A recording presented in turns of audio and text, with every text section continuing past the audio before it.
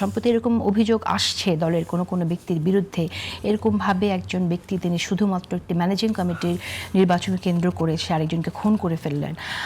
এটা তীব্র নিন্দা জানাই এবং আমরা চাই যেটার সুষ্ঠু বিচার হোক। কিন্তু আমি আপনার কাছে শুনতে চাইছি যে কেন আসলে সংগঠনে কেউ কেউ এ ধরনের অপরাধের সাথে সম্পৃক্ত হয়ে যাচ্ছে না এখন মোশাররফ হোসেন ঠাকুর, মোশাররফ আহমেদ ঠাকুর। আপনার দর্শক শ্রোতা অপরদিবিজ্ঞ আলোচক, বাংলাদেশে যে কোনো একটা খুন হওয়াও এটা খুবই দুঃখজনক। এটা আমাদের কাম্য হতে পারে না, প্রথম কথা হলো এটা। কিন্তু বাংলাদেশে গত 10 বছরের যদি আপনি একটা পরিসংখ্যান বিশ্লেষণ করেন, তাহলে 2016 সাল থেকে 2025 সাল পর্যন্ত বাংলাদেশে গড় খুনের সংখ্যা প্রতি বছর প্রায় 4000-এর মতো। ধরুন 25 সালে 3785 এবং আমি মাঝামাঝি 2টা বছর ধরি, আর 18 সালে 3830, এইরকম 3500 থেকে 4000-এর মধ্যে প্রতি বছর খুনের সংখ্যা ঘোরাফেরা করে।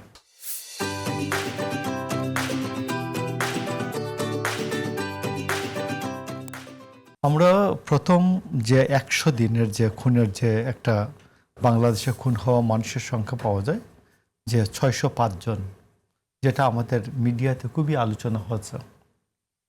তো 605 জন, সেই হিসাবে আপনি দেখবেন যে এই প্রতি 100 দিনের জন্য তো গড়ে এটা 33% কম অন্যান্য বছরের তুলনায়। বিগত 10 বছরের যে কোনো বছরের তুলনায় এটা খুনের সংখ্যা 33% কম। তো এখন গাইবান্ধার এই যে ঘটনাটা, এটা নিঃসন্দেহে আমি মনে করি যারা অপরাধী তারা গ্রেফতার হবেন, আইনের আওতায় আসবেন এবং বিচার পর্যন্ত, এই খুনের বিচার হওয়া পর্যন্ত কোনো ধরনের প্রভাব বিস্তার ছাড়া, রাষ্ট্র এবং সরকার কোনো প্রভাব বিস্তার না করে বিচার পর্যন্ত এটা অনুষ্ঠিত হবে। এটা হলো আমার ভাষ্য। তো তারপরেও আমরা চাই যে গভর্নমেন্ট, সরকারি দল এবং অপোজিশন এখন সেশনে আছেন, পার্লামেন্টে সেশনে আছেন, এটা আলোচনা করবেন যাতে খুনের সংখ্যা, অপরাধের সংখ্যা আরও কমানো যায়। তো স্বরাষ্ট্রমন্ত্রীর একটা বক্তব্য হচ্ছে যে এইরকম যে ধরুন সরকার এবং বিরোধী দলের যদি 1 ডজন এমপি অ্যারেস্ট হয়, তাইলে খুনের সংখ্যা, অপরাধের সংখ্যা আরও অনেক কমে আসবে। যেটা ওয়েস্টমিনস্টার টাইপ অফ ডেমোক্রেসির জন্য অনেক সংকটজনক। যে আরেকটা বড় সমস্যা হচ্ছে যে আমাদের যে ট্রান্সফরমেশনটা, কোনো ট্রান্সফরমেশন বেসিক্যালি হয়নি। আওয়ামী লীগ ওইখান থেকে উৎখাত হয়েছে এবং ধরুন আমরা যারা আন্দোলনের সংগ্রামে ছিলাম, এই লোকগুলো গিয়ে ফাঁকা জায়গায় বসে পড়েছে। ধরুন আমি আপনাকে বলি যে আমি তো ধরুন বেশ অনেক বছর ধরে এই টকশোটা করি, তো এইখানে আমি বসছি। এখন ধরুন এই জায়গার যে শূন্যস্থানটা, এটা কিন্তু কোনো ট্রান্সফরমেশনের মাধ্যমে আসে নাই। মানে একেবারে হাসিনা তার গোষ্ঠী শুদ্ধ আউট, আর আমরা অন্য আরেকটা গ্রুপ এসে বসছি। এখানে একটা বিষয় ঠিক তেমনি যে বিভিন্ন জায়গায় যে প্রভাবের যে জায়গাগুলি ছিল, গ্রামীণ, শহর, বিভাগ, জেলা, এই জায়গাগুলিতে যে ধরুন যেখানে যার ক্ষমতা ছিল, দল না, এখানে যেখানে যার ক্ষমতা ছিল, যে তারা বসে তারপর তারা ঠিক করছেন যে তিনি জামায়াতে ইসলাম নাম নেবেন, এনসিপি নাম নেবেন, না বিএনপি নাম নেবেন, অথবা বিএনপি, জামাত, এনসিপি কোন নামটা তিনি নেবেন, এটা তিনি ঠিক করেছেন। এবং এই লোকগুলোকে কিন্তু 5ই আগস্টের আগে, 2024 সালের 5ই আগস্টের আগে আপনি দেখবেন না ওই রকম কোন সরব ছিলেন। তো এই জন্য এইটা আমাদের জন্য একটা দুর্ভাগ্য যে হাসিনা গিয়েছে। এটা আপনি বলছেন যে শূন্যস্থানে অনেকে গিয়ে তারা এখানে প্রভাব বিস্তার করছে, জামাত এবং এনসিপির কথা আপনি বলছেন, কিন্তু এখানে যে ঘটনাটি ঘটলো সেই জায়গাতে আমি বাদ দিয়ে বলিনি।